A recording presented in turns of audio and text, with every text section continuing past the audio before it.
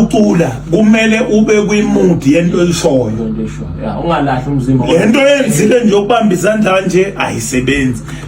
Sanibonani bafethu, yabona lento yenza uBig Zulu bafethu ngiyithanda kabi bafethu, ngithanda ukufa because in that way ingane yakhe izo understand mayenza umculo kumele ingene emoyeni yazi ukuthi into eyenza izodeliver abantu abaningi bayawuthanda umculo asali kodwa ipurpose or inhloso yokwenza umculo aba understand ukuthi umculo bawenzelani.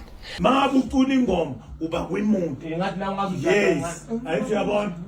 So if uzocula nje wena umile so abantu bezwa exactly lento oyishoyo. So ingako uZulu ingane yakhe ifundisa ngokusesencane ukuthi yabona mase ungena pha emic ke make sure ukuthi yonke into uyikhipha into ezophilisa abantu hayi into ezobuyela abantu and abantu kumele ke bemamele bakuze ukuthi lento lena oyishoyo la uyayimina and isuka ngaphakathi kuwe. You understand? Ukuthi ayilo muntu. Futhi umuntu emlonyeni. Khipha umuntu then ube semoyeni ukuthi uyacula manje. Melalelo abantu lengoma. Ilalelo abantu phela ngoma into eyolalelo abantu. Mama abona uzoculela abantu.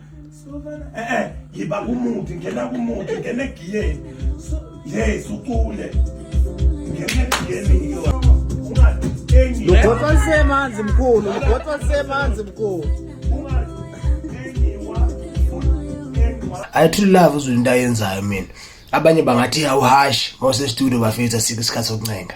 Nayikabi asike isikhathi sokuncenga especially for khapha se studio ufundisa abantu or ubhayela abantu uzokwazi urelate noZulu the way kwade ngakhona lapha yana kahle hla akwatanga just nje mele ube hash nje lapho nalapho ezolo umuntu ukhuluma naye azokwazi ukukuzwa azokwazi ukwenza exactly ufuna ngakhona because if izoba soft trust me bafethu angeke lo ngoma le ibe mnandi leyo.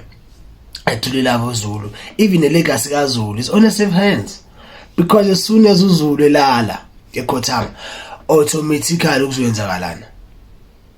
Yayibona nto le into ezokwenzeka nayi ke ezokwenzeka kusho ukuthi ingane le intombazana ibonile ubaba makenza kanjani ibona ukuthi ubaba makiphatha kanjani record label uzoqhubeka aphatha record label era nezi business aqhubeka acule automatically ilegacy on the safe side. Na ingane mayinengane zayo izofundisa iqhubeke kanjalo kusho ukuthi combination is on the safe side.